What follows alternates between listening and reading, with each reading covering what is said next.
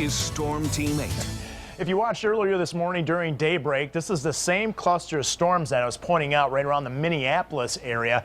And what a headache it's become just trying to figure out this forward speed. At one point, the apex of this Boeing shower and thunderstorm complex was going 45 miles an hour to the east, basically, and the southern part of it was going 25. Now I believe we have an average speed of about 34 miles an hour.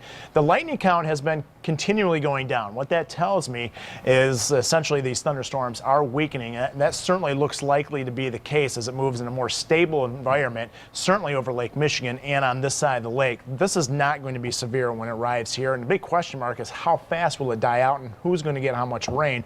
That's a tough one to answer, but let's take a look at what's out there right now.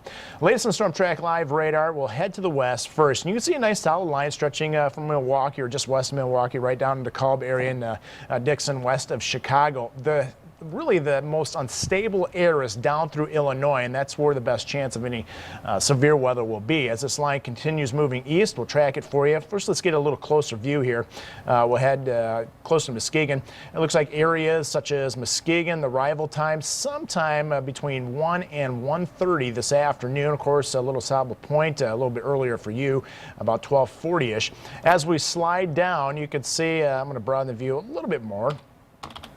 And this area, if it holds together, and how much so is, again, the question mark. But if it holds together, we're looking at arrival time, South Haven all the way up to Saugatuck, South Haven, and Holland, right around 3 to 3:30 in the afternoon. And then if it continues east to US 131 into the Grand Rapids area, we're looking at arrival time around 4 o'clock. But again, in a weakened state.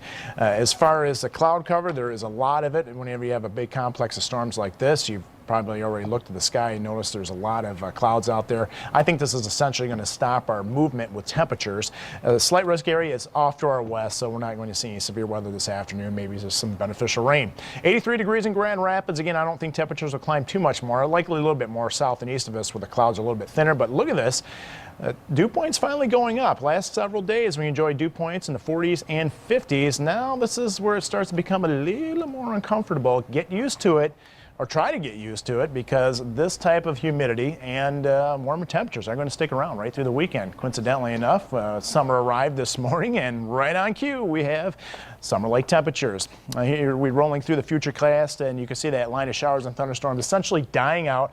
This evening, if you have plans, I think essentially it'll be dry out there. And then tonight, more showers and thunderstorms developing, moving out Saturday morning. I think this is what we get left over during the afternoon. Basically, partly cloudy skies and a good-looking day. I think really most of the weekend will be dry, especially after Saturday morning. At Lake Michigan, water temperatures, look at this. They're going up a little bit. Lower 60s showing up, even a 65 up there in Ludington. Oddly enough, the farthest point north that we check out. The 8-day forecast, muggy weather heading our way, and also the heat Sunday, Monday, and Tuesday. First 90s of 2013 certainly look likely, and then we start to cool things off later in the 8-day forecast with a cold front moving through. So this is not going to be a long duration heat wave like we had last year, where it just seemed like much of the whole month of July was sweltering. This one's going to be fairly quick, and we're going to cool things off a little bit later next week.